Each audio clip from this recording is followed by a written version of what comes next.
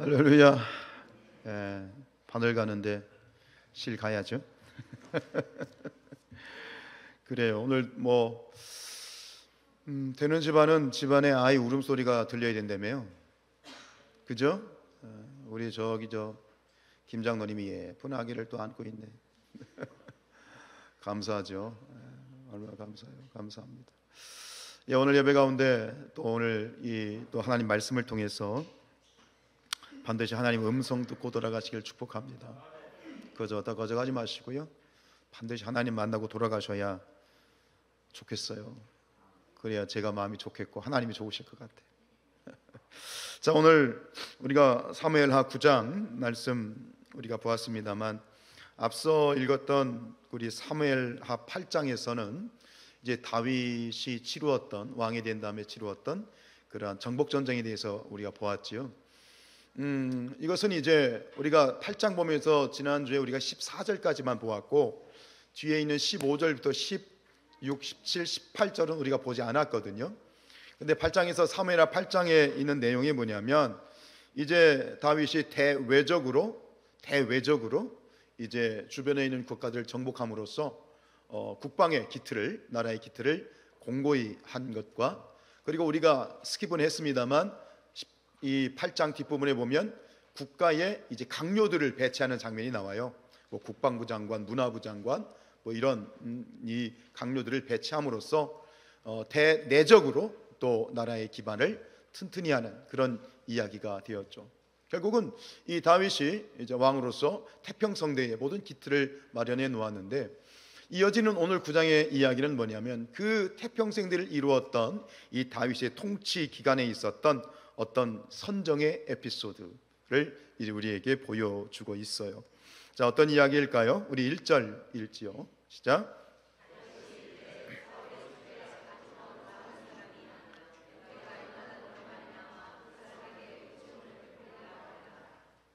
이렇게 나라가 대외적으로 대내적으로 안정을 찾고 난 다음에 어느 날 다윗이 신하들에게 한 가지를 요청합니다.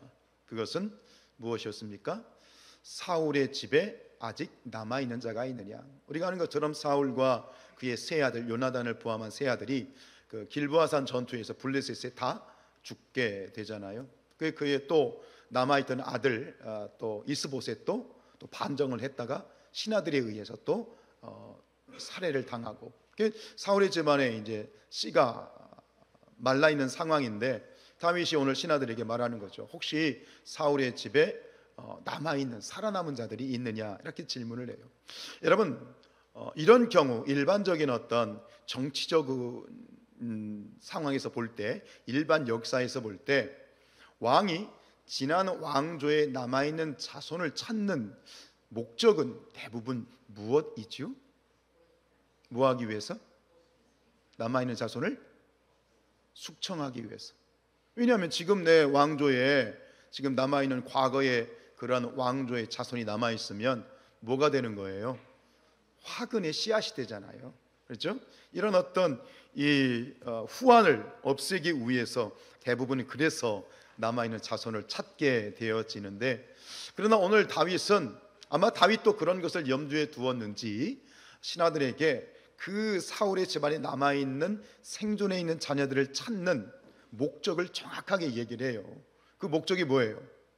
내가 요나단으로 말미암아 무엇하기 위해서? 은총을 베풀고 싶다, 이렇게 얘기를 하죠. 숙청이 아니다, 너희들 오해하지 마라, 이렇게 지금 이야기를, 그런 의도를 가지고 이야기하는 것 같아요. 여러분, 오늘 1절 말씀을 공동 번역으로 한번 읽어볼게요. 시작. 다윗은 요나단을 생각해서 그 은혜를 갚고 싶은데 사울의 집안에 살아남은 자가 하나도 없느냐라고 이렇게 이야기를 하고 있지요. 근데 여기서 우리가 한 가지 짚고 또 주목해야 되는 부분은 뭐냐면, 요나단을 생각해서 그 은혜를 갚고 싶다. 아시잖아요. 요나단과 다윗의 관계 아시잖아요. 사울이 다윗을 죽이려고 그렇게 눈에 불을 켜고 정말 쫓아다닐 때 사울의 손에서 결정적으로 다윗을 구해준 사람이 바로 친구 요나단이잖아요. 그러니까 그 원수가 아니라 그 은혜를 갚고 싶은 것은 너무나도 당연할 수 있는데, 그러면 그걸 부탁을 할 때, 신하들에게 명령을 할 때, 야, 요나단의 집안에 요나단에게 혹시 살아남은 자녀가 있냐? 자손이 있냐? 제가 생각했을 땐 그래야 된다고 생각하거든요. 그런데 자기를 죽이려고 했던 원수 같은 사울, 원수였던 사울의 집안을 언급을 해요. 제가 무슨 말씀드린지 이해가 되시죠? 굳이 그러면 요나단의 집안을 찾아야지 굳이 사울의 집안 전체에서 살아남은 자를 찾는다? 이건 솔직히 이해가 안 가는 거예요. 여러분, 여기에 포커스가 있어요. 무슨 얘기냐면, 지금 내가 요나단 때문에 요나단을 생각해서 은혜를 갚겠다라고 했던 이 다윗의 요청은, 이것은 단순한 어떤 우정을 지키는 문제 혹은 인간적인 호의에서 나온 그러한 것이 아니라는 거예요. 이것은 그보다 더 큰 어떤 다윗의 가치관과 특별히 다윗이 가지고 있는 신앙적인 아주 중요한 핵심을 그곳에서 우리가 발견하게 되는데, 그것은 결론에서 우리가 언급을 하게 되고 그 이후의 과정들을 생각해 볼게요. 여기서 지금 요나단을 생각한다라고 했을 때, 이것은 뭐냐면 요나단 때문에 요나단을 생각해서 요나단에게 은혜를 갚기 위해서 내가 이 일을 한다고 하지만, 이걸 좀 더 정확하게 얘기하면 뭐냐면 이거예요. 내가 요나단과 했던 뭐 때문에? 약속 때문에. 야, 너희들도 내가 얘기했잖아. 신하들이 하는 얘기, 너희들 알잖아. 내가 요나단하고 했던 그런 언약, 약속 내가 몇 번 얘기했지. 내가 그 약속 때문에 지금 이 약속, 언약을 지키고 싶어서 이러는 거야 라고 이야기를 하는 거죠. 약속의 언약이에요. 여러분, 다윗과 요나단이 했던 그 언약의 이야기 기억나세요? 그것이 사무엘상 20장에 나오는데, 그때 제가 그 부분을 설교하면서 그 그림을, 렘브란트의 그 그림을 하나 보여주었어요. 둘이, 요나단과 다윗이 서로 부둥켜 안고 이 요나단의 품에 다윗이 얼굴을 파묻고 흐느껴 우는 그 렘브란트의 그림을 보여드렸었는데 혹시 떠오르세요? 어쨌든간 그 마지막에 이제 이렇게 된 거죠. 요나단은 애매한 거예요. 사울이 아버지잖아요. 그리고 다윗은 누구예요? 자기 매제이면서 절친이잖아요.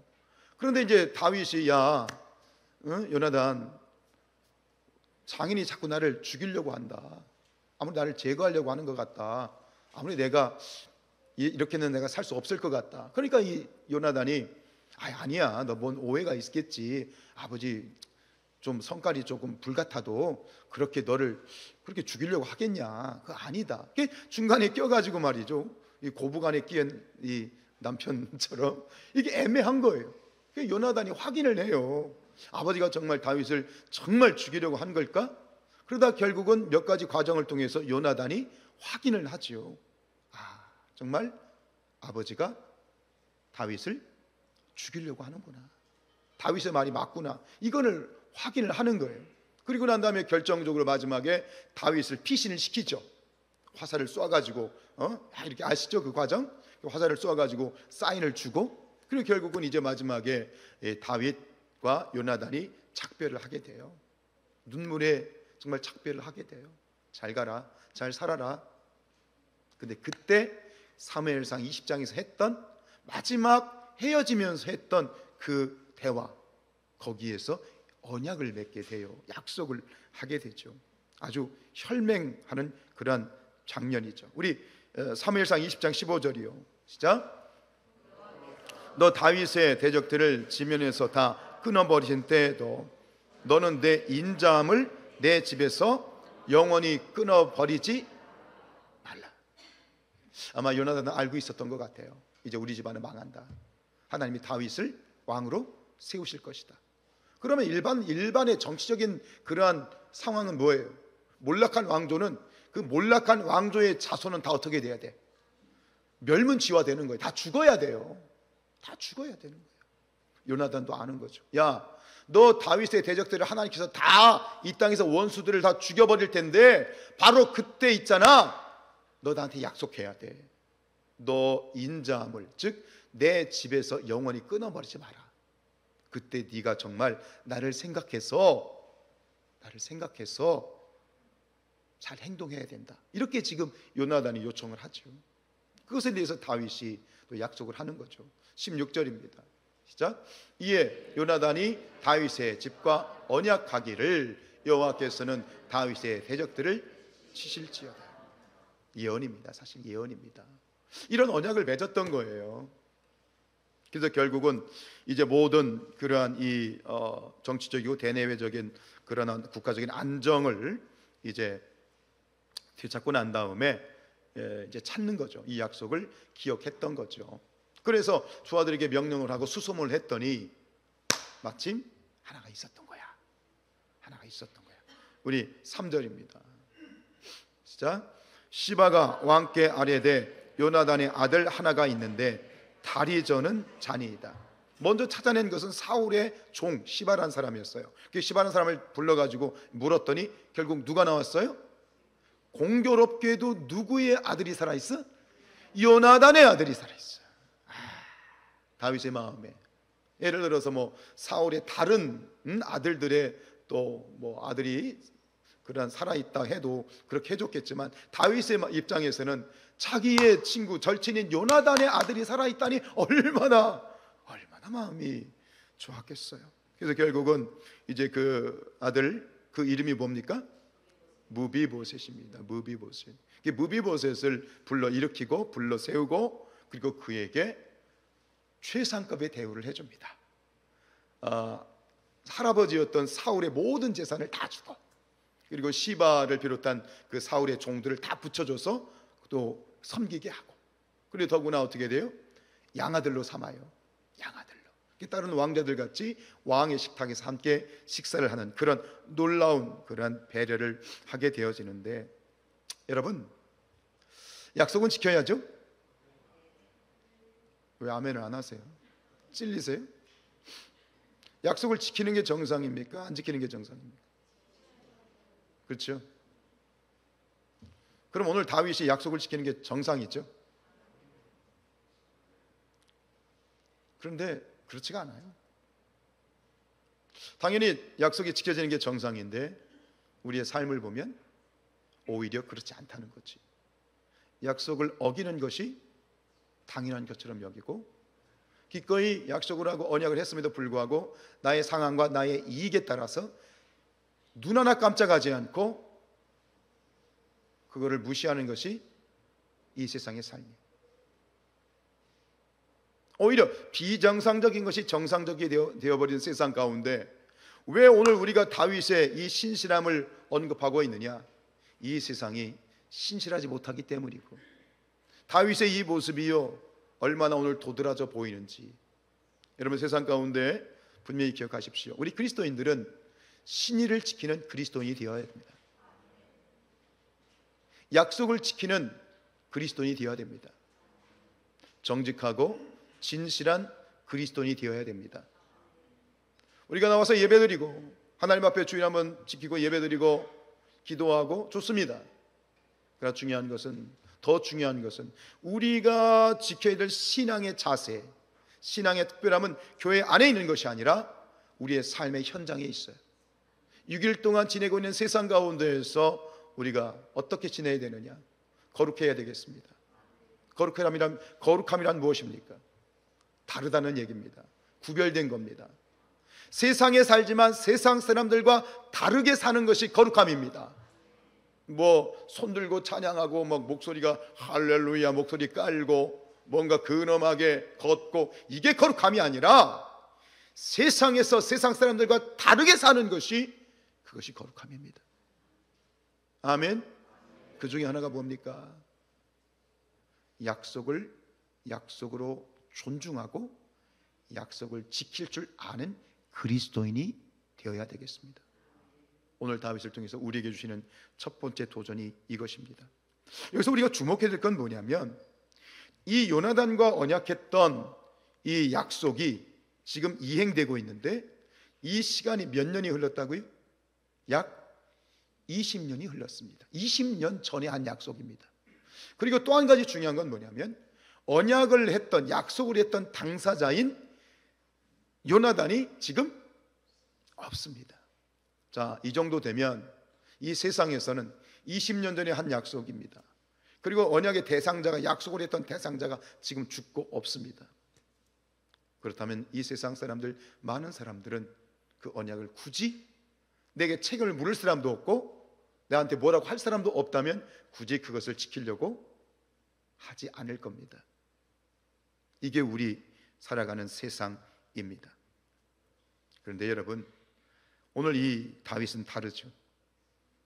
뭐 누가 와가지고 다윗 왕이시여, 당신 이런 약속을 했지 않습니까? 그 약속 지키셔야 하잖아요. 이렇게 누가 추궁한 것도 아니야.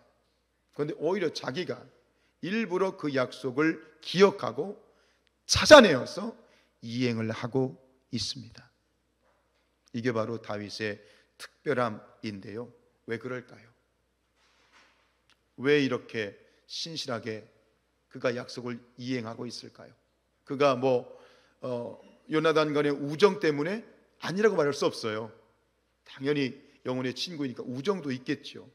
그리고 다윗의 인품이나 인격이 훌륭하기 때문에 맞아요. 굉장히 훌륭한 사람이에요. 그러나 근본적인 이유는 거기에 있지 않아요.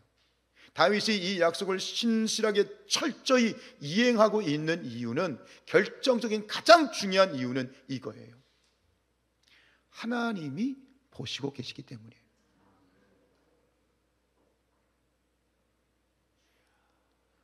둘의 언약의 보증을 누가 서신 거예요? 하나님이 서셨기 때문이에요. 하나님이 보증이 되셨다는 얘기는 뭐냐면, 당사자는 지금 죽고 없지만 만약 이 약속을 내가 이행하지 않으면 그것에 대한 책임을 누가 나에게 물으실 것이다. 하나님께서 물으실 거라고 하는 그러한 가치관이고 신앙의 자세예요. 여러분, 우리가 왜 세상 가운데 신실하게 살아야 됩니까? 왜 신의를 지켜야 됩니까? 우리의 모든 약속의 보증이 누구이기 때문에? 하나님이시기 때문에. 다른 사람은 몰라, 아무도 몰라. 그러나 하나님은 아십니다. 여러분, 우리 하나님은요 신실하신 하나님이십니다. 우리 신명기 7장 9절 말씀 읽지요.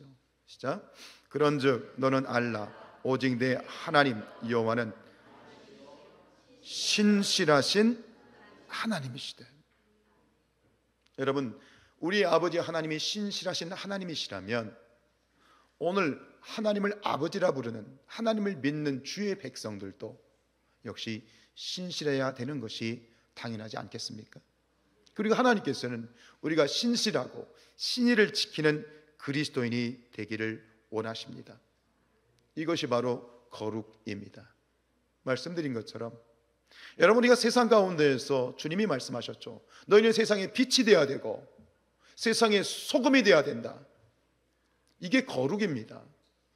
다시 한번 말씀드리지만, 거룩이라고 하는 것은 멋지게 옷을 차려입고 걸음걸이를 근엄하게 하고 뭔가 찬양할 때 막 두 손을 들고 뭔가 있는 것처럼, 그런 것이 거룩이 아니에요. 거룩이라고 하는 건 뭐예요? 카도시, 구별된다, 다르다는 얘기예요. 하나님은 내가 거룩하니 너희도 거룩하라고 말씀하신 것은 무슨 얘기냐면, 방언하고 뭔가 입신하고 환상을 보고 그게 거룩이 아니에요. 거룩이라고 하는 건 뭐냐? 세상과 다르게 살아는 거예요. 세상인 기꺼이 신의를 저버리고 약속한 것을 눈 하나 깜짝하지 않고 배신하고, 이것이 세상이에요. 그렇죠? 그래요. 그러나 그리스도인은 최소한 찔림이라도 있어야 돼. 내가 약속을 지키지 않은 것에 대해서 찔림이 있어야 되고 부담이 돼야 되고, 어떻게 이것을 지킬 것인가? 왜? 하나님이 지켜보고 계시고 하나님이 보증이 되시기 때문이다.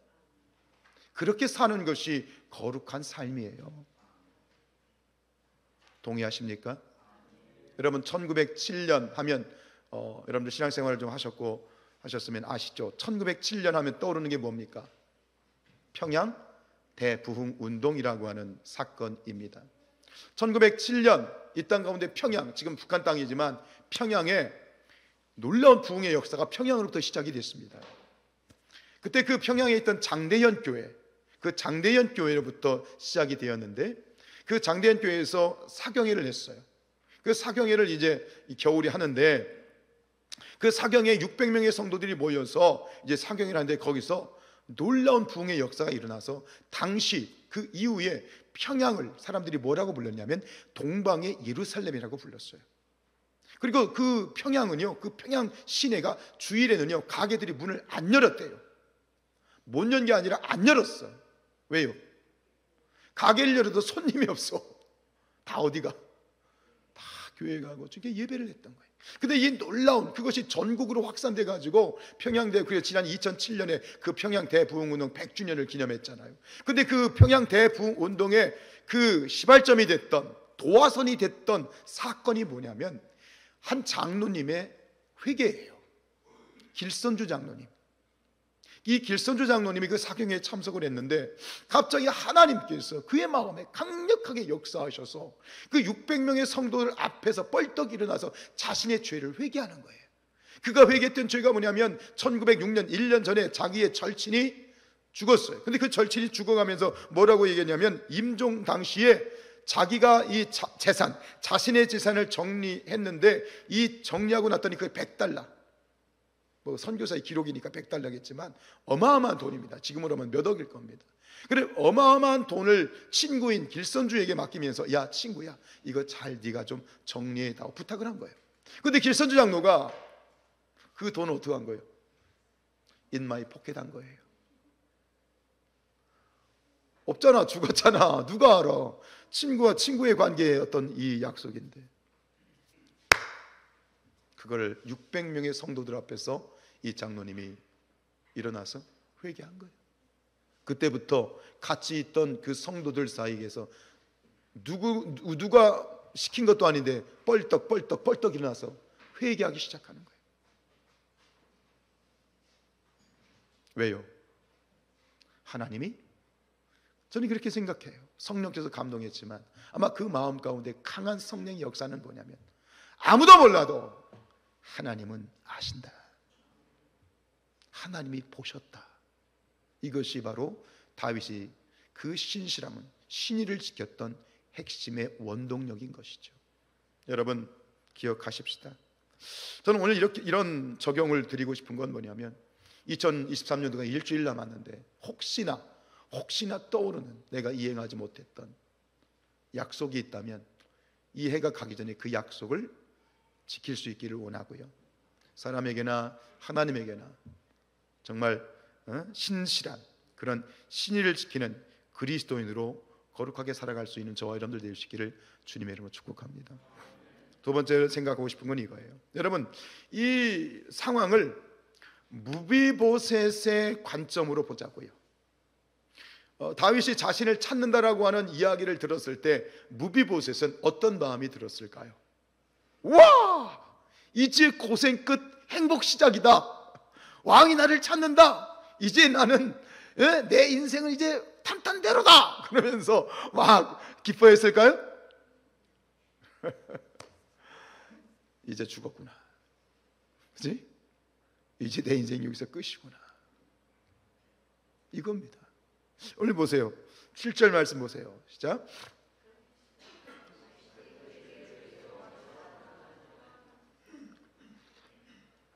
이 저자가 얘기하면 다윗이 그 얘기를 해 무서워하지 말라. 왜요?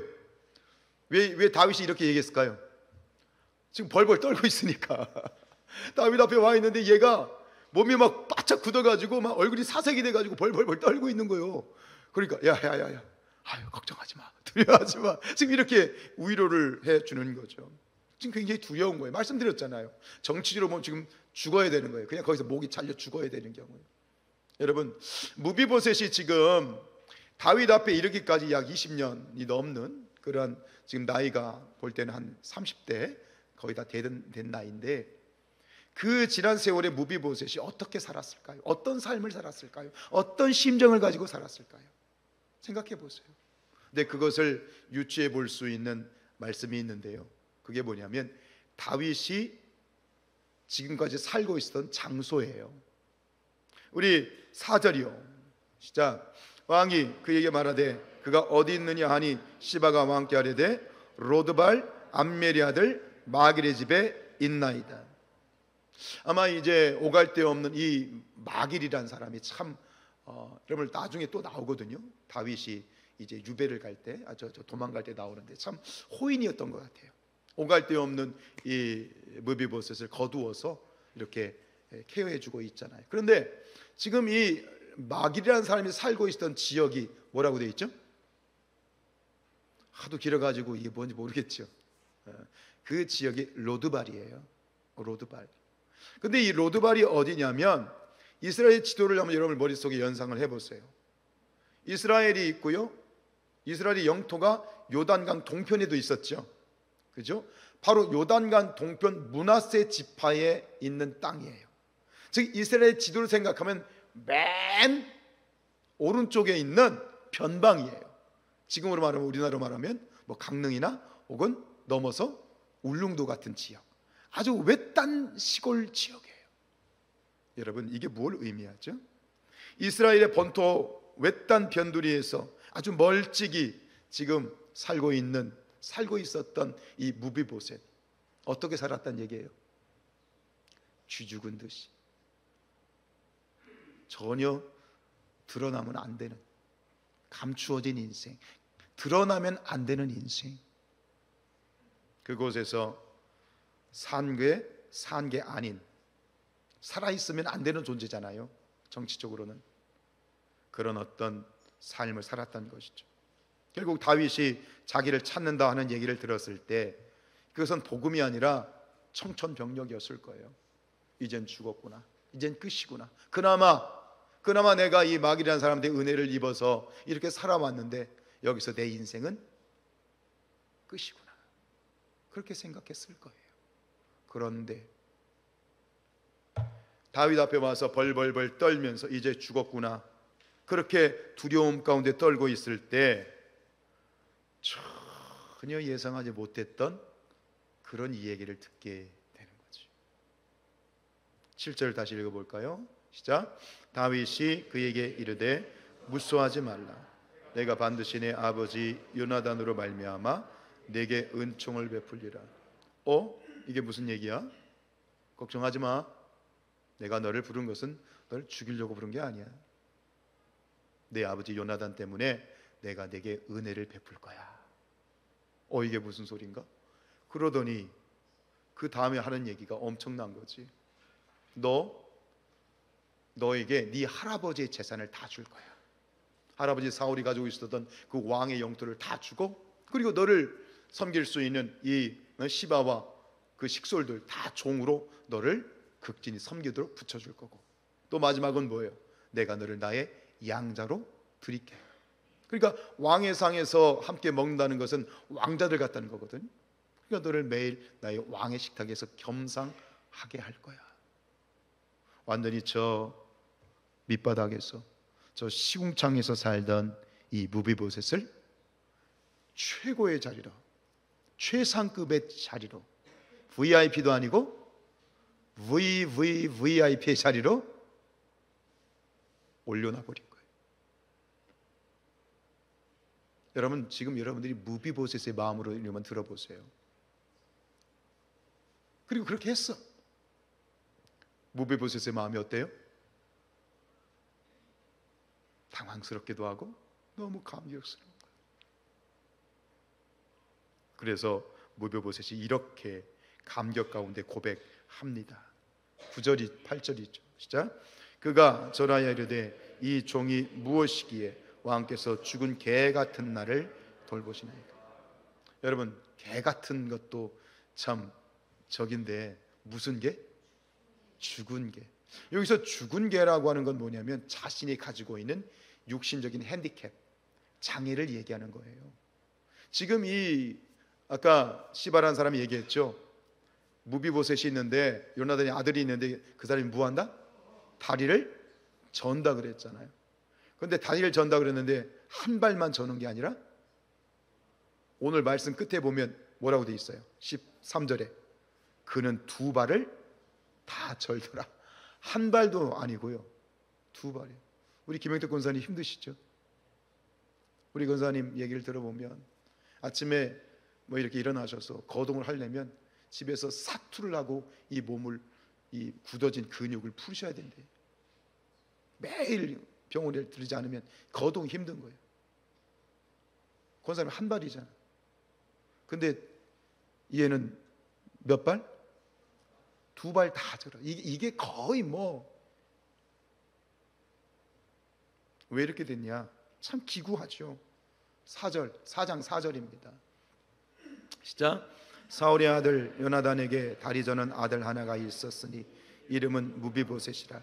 전에 사울과 요나단이 죽은 소식이 이스라엘에서 올 때에 그의 나이가 5살이었는데 그 유모가 안고 도망할 때 급히 도망하다가 아이가 떨어져서 저기 5살 때 할아버지 죽고 아버지 죽고 다 죽자, 이게 집안이 망한 거잖아요. 막 그 도망가자 그랬나 봐. 근데 유모가 5살 난 아이를 이렇게 어쨌든 애가 5살이 무겁잖아. 아이를 갖다 떨어뜨려 가지고 두 발을 다 절게 만들어 완전히 관절이 나가버려.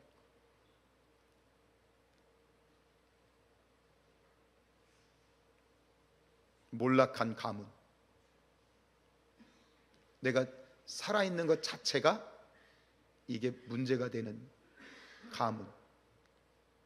망가진 육신, 망가진 삶, 거기다가 무엇마저? 마음마저 망가져 있는 이 무비벼셋. 결국 뭐예요?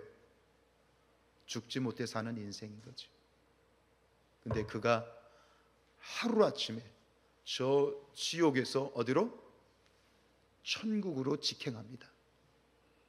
다윗의 선대, 다윗이 베푼 은혜.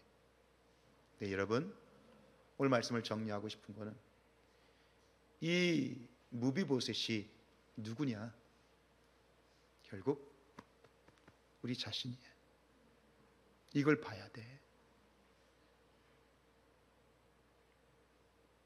하나님의 은혜가 아니었다면, 하나님의 선대하심이 아니었다면, 예수 그리스도의 십자가의 공로가 아니었다면 우리는 죽을 수밖에 없는 존재고 지옥의 불쏘시개가 돼야 되는 인생이고 하나님의 원수가 되어서 영원히 지옥불에 떨어져야 되는 인생이었던 거야. 인정하세요? 우리가 성탄절을 보내는데요, 기쁘죠? 근데 예수님의 이 오심은요, 저는 성탄절을 생각하면 기쁘지 않아요. 예수님이 왜 오신 건데? 죽으려고 오신 거거든. 물론 다 죽지만 십자가에 못 박혀서 갈갈이 몸이 찢기고 피와 물을 다 쏟고 가장 고통스럽고 가장 비참하게 십자가에서 죽으시기 위해서 오신 거야.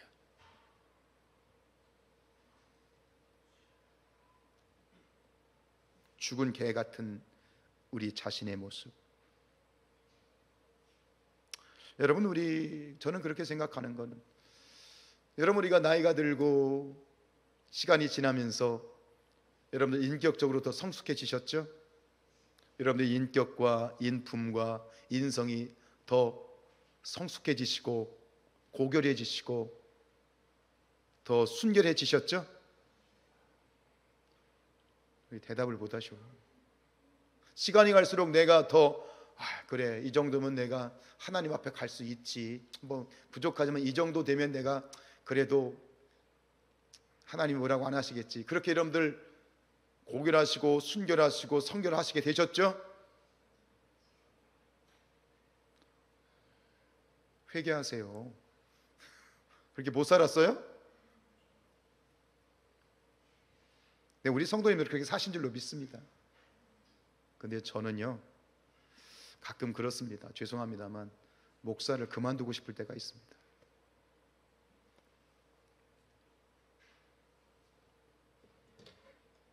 어떤 그 목사님의 이야기인데 그러셨다는 거예요. 이 선배 목사님에게 후배 목사님이 찾아와서 상담을 했대요. 형님 했겠죠. 형님, 저 정말 못 해먹겠습니다. 왜 그러냐? 교회에 어떤 성도 때문에 죽겠습니다. 아주 그렇게 못 살게 굽니다. 못해 먹겠습니다. 그랬더니 이 목사님이, 선배 목사님이 그랬대. 야, 그만한 걸 다행인 줄 알아. 그 양반이 너의 진가를 알면 그 정도로 냅두지 않아. 이해가 안 되는 분들은 3일 동안 금식하며 가서 이해를 하세요. 네가 어떤 놈인지 알면 너 그분이 그 정도로도 하지 않을걸? 이러시더래요. 저의 이야기죠. 왜 갈수록 더 거룩해져야 되고 더 정말 한결같아야 되고 그래야 되는데, 근데 시간이 갈수록 왜 이렇게 더 악해지고 더 교묘해지고 더 교만해지는지 모르겠어요.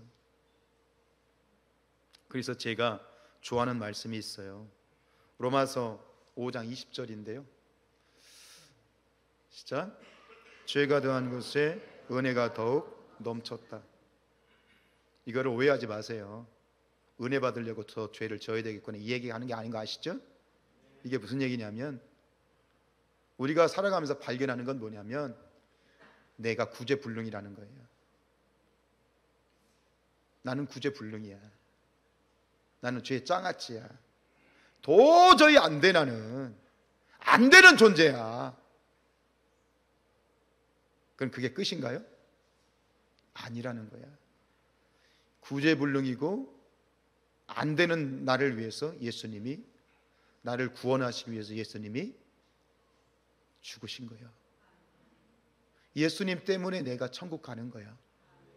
그러니까 내가 정말 난 구제불능이구나라는 것을 깨닫는 순간, 그것이 결론이 아니라 나 같은 놈을 위해서 예수님이 죽어주셨으니 은혜가 더 깊어지는 거야.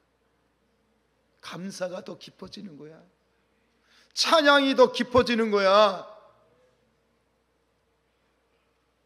이것이 바로 우리입니다. 여러분, 여기서 예배드리지만 여러분 정말 하나님 앞에 솔직하게 거룩하신 하나님 앞에 떳떳하게 나와서 예배할 수 있는 분이 누가 있을까요? 스펄전 목사님이 이런 말씀하셨어요. 주님께서 정결한 마음을 만드시지 않는 한 이 땅에는 정결한 마음이 하나도 없다. 여러분, 주님 앞에 나오셨지만 자격이 있어서 나오신 분이 있으세요? 만약 내가 자격이 있어서 나오셨다고 생각하시는 분 계시면 여러분, 신앙 다시 시작하셔야 돼요. 자격이 1도 없어요. 그런데 우리는 와서 예배드리고 있어요. 왜요? 저 지옥에 떨어져서 영원히 지옥의 불쏘시가 되어야 될 인생을 예수님이 십자가 보혈로 건지셔서 우리를 천국의 보좌에 이르게 하신 예수 그리스도의 십자가의 은혜가 있어서, 그 보배로운 피, 예수의 피가 있어서 오늘 우리가 이렇게 하나님께 예배할 수 있고요, 오늘 이렇게 살아있는 거예요. 아멘. 이것이 무비보셋의 감동이고, 저는 오늘 우리 모든 성도님들의 감동과 고백이 될 수 있기를, 그리고 그 감동을 가지고 이 한 해를 마치고 또 새로운 한 해를 또 그 감동으로 하나님 앞에 겸손히 시작할 수 있는 우리 모두가 될 수 있기를 주님의 이름으로 축복합니다.